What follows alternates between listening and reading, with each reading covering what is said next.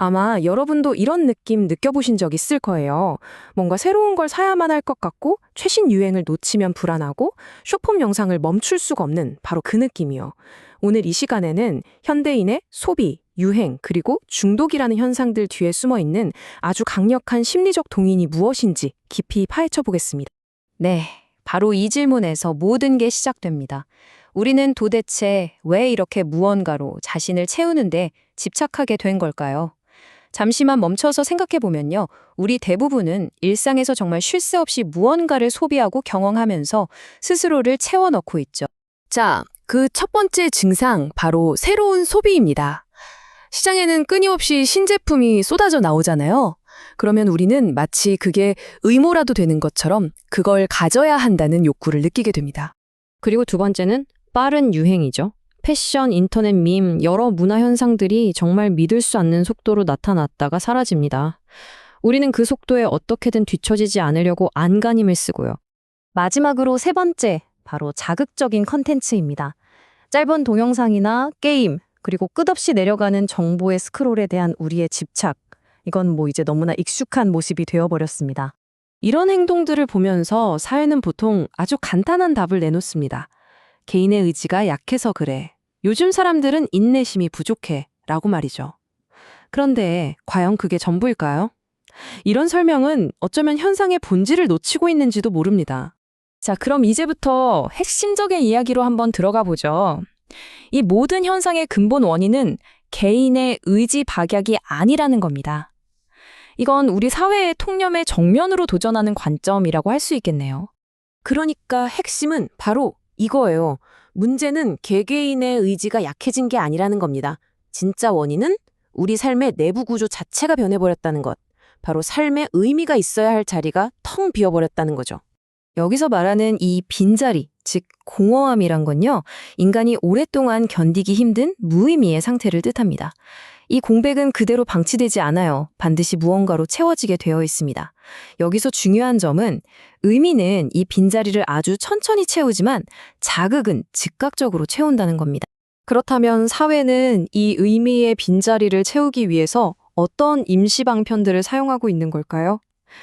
크게 세 가지 메커니즘을 통해서 이 문제를 들여다볼 수 있습니다. 그 첫 번째가 바로 소비입니다. 현대 사회에서 소비는요, 더 이상 필요를 채우기 위한 선택의 문제가 아닙니다.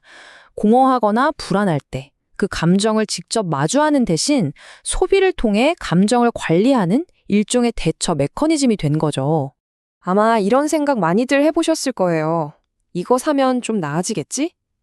바로 이 말이 소비가 감정의 완충제가 되었다는 사실을 가장 명확하게 보여줍니다. 우리는 물건이 필요해서가 아니라 그 물건을 사는 행위를 통해서 감정적으로 나아지기를 기대하는 겁니다. 두 번째 방법은 유행을 따라가는 겁니다. 유행이 왜 그렇게 빨리 변해야만 할까요? 그건 바로 유행이 제공하는 소속감이라는 감각이 본질적으로 아주 일시적이기 때문입니다. 그 느낌은 금방 사라지거든요. 그래서 우리는 끊임없이 새로운 유행을 통해 그 감각을 갱신해야만 하는 거죠. 결국 우리가 유행을 좇으면서 얻는 가장 큰 감정적 보상은 바로 이겁니다. 나도 뒤처지지 않았다. 나도 이 흐름 속에 함께 있다는 안도감을 아주 잠시나마 느끼는 것. 말하자면 소외감에 대한 순간적인 해독제인 셈이죠. 자, 이제 가장 강력한, 어쩌면 가장 위험한 빈자리 채우기 방법이죠. 바로 중독에 대한 이야기로 넘어가 보겠습니다. 우리는 중독의 근본적인 목적을 다시 한번 생각해 볼 필요가 있습니다. 이건 어쩌면 중독에 대한 우리의 생각을 완전히 뒤집는 말일 수도 있습니다. 중독의 본질은 쾌락을 추구하는 게 아니라 고통스러운 자기 자신으로부터 필사적으로 도망치려는 회피라는 겁니다. 이 중독의 심리적 과정을 한번 따라가 보면 이렇습니다. 먼저 의미 없는 상태의 자신과 마주하는 게 너무 고통스러워져요. 그래서 멈출 수 없는 자극을 이용해서 자기 자신을 덮어버립니다. 결국 생각하고 느끼는 것, 그리고 그 근본적인 공허함 자체를 회피하려는 아주 체계적인 시도인 셈이죠. 자, 그럼 이제 한 걸음 더 뒤로 물러나서 이런 행동들을 조장하는 더 넓은 사회 구조를 비판적으로 한번 살펴볼 필요가 있습니다. 여기에 나타난 구조가 정말 중요합니다. 우리 사회는 삶의 근본적인 의미를 제공해주지 않아요. 그 대신에 소비해라, 버텨라, 즐겨라와 같은 불충분한 해결책, 즉 임시장치들만 제공합니다. 그리고 이 장치들이 필연적으로 실패하면 그 책임을 개인의 탓으로 돌리면서 소진의 악순환을 만들어내는 거죠. 이 차트를 보시면 그 악순환의 고리가 한눈에 들어오죠. 보시는 것처럼 빈자리는 더 강한 자극을 찾게 만들고 그 자극은 일시적인 위안을 주지만 결국에는 더 커진 빈자리를 남깁니다. 이 고리가 반복되면서 우리는 점점 더 강렬한 자극 없이는 견딜 수 없게 되는 겁니다. 그렇다면 우리는 이 문제를 대체 어떻게 바라봐야 할까요? 결론으로 넘어가면서 이제 문제 자체보다는 이 문제를 대하는 우리의 관점을 바꾸는 것에 한번 초점을 맞춰보겠습니다. 오늘 이야기에서 딱 하나만 기억해야 한다면 바로 이겁니다. 우리는 즐거워서 소비하는 게 아니라 비어 있어서 소비하는 것이다. 이 명확한 대비가 모든 것을 설명해 줍니다.